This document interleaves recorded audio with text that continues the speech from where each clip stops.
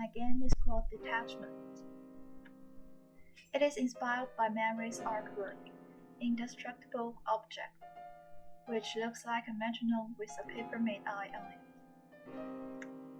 Mary had such feeling when he designed his work. A painter needs an audience, so I also clipped a photo of an eye to the metronome's swinging arm to create the illusion of being watched as I painted. The eye was considered both the company and a mental destroyer. It could bring chance and disaster at the same time, so this is the source of my inspiration. My game, Detachment, tells a story of a pianist struggling in the age of overturning. Some people think he has the responsibility to save the country. Some people think he should totally give up resisting. Only himself knows that no matter what he does, he can never escape from this huge vortex. Then the 3 C's part. First, the character. It must be the pianist, but how he looks like will be decided by players. Second, the camera. It will always follow the pianist, thus giving the feeling of being alone. Third, the control. The player can make different choices to express their own opinions towards the world. Next page will explain more. So, these are the main 4 actions players can do: performing, chatting, helping, and betraying. As a well-known pianist, the main character will need to perform as a weekly task.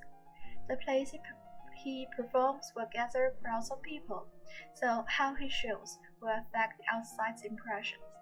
Besides performing, chatting is always important among the actions. The pianist can get amounts of information from conversations, from the simplest, the price of food, to the most vital, like the next step the government will take. The pianist can choose to give that information to the civil resistance groups or sell them to the officials. The association between the artwork and the game. For Mary, the eye on the metronome is some unbearable surveillance. At the very beginning, it may look friendly as it provided company, but then Mary realized that the eye which watched him all the time was something trying to drive him crazy. For the pianist, the metronome becomes his piano and his life. The eye refers to those unsuspecting people. That means every step he walks will be noticed and every action he makes will be enlarged. Whether he chooses to resist or endure, the eye will never close. Mary smashed it to pieces as an end, but years later he remade the item and changed the name. I will call it Perpetual Motif.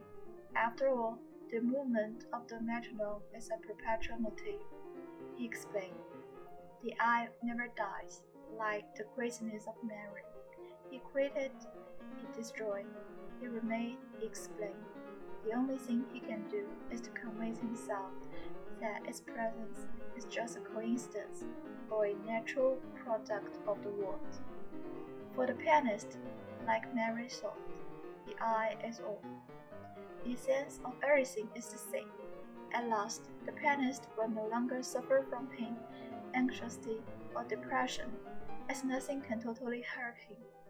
He detaches and gets eternal life like the eye. This is the end of the presentation. The document link will be posted under the video. Thanks for watching.